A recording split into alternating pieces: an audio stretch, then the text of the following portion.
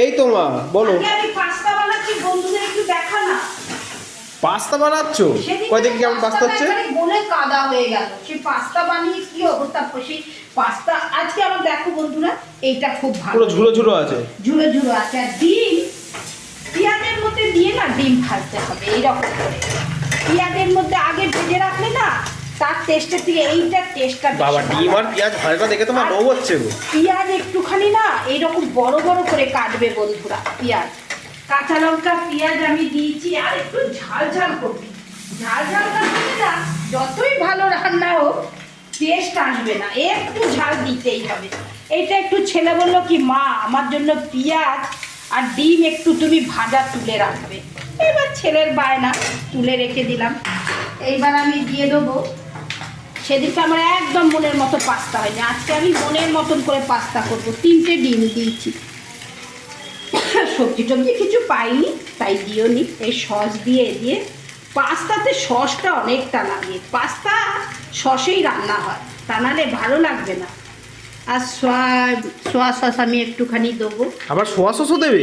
একটু সোয়া সস দিতে হয় পাস্তায়, তা নাহলে টেস্ট হবে না, এইটুকু লাগবে। তারপরে আমি এই পরিমাণ মতো নুন দিয়ে দেবো। পাস্তা মানেই না ওই তোর দিয়ে সস। সস, পাস্তা মানেই এই রকম। এই দেখো বন্ধু এর কালার, বাবা আজকে বেশ ঝুড়ো ঝুড়ো হয়েছে মা, দেখেই বোঝা যাচ্ছে। ঝুড়ো হয়েছে, আজকে জিনিসটা ঠিকঠাক হবে সব কিছুই।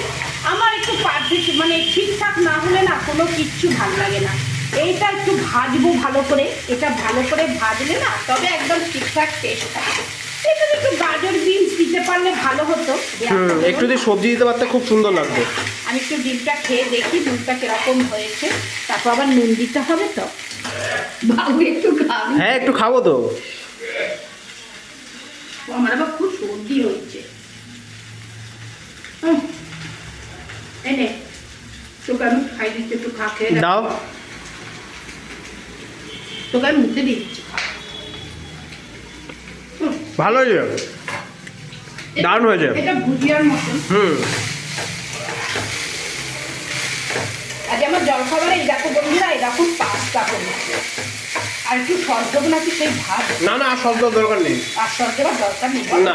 ভাজা ভাজা করতে হবে ভালো করে, তবে না টেস্ট হবে। একটু ফ্রাই করে ভালো করে তাহলেই হবে। রান্না না তাড়াহুড়ো করলে হয় না, রান্না তাড়াহুড়ো করলে একদম ভালো হবে না। রান্না খুব মন দিয়ে ধীরে ধীরে করতে হবে, তবে সে রান্নার টেস্ট হবে। বন্ধুরা তোমরাও জানো সবাই রান্না বান্না করে, শুধু আমি তো একা করি না।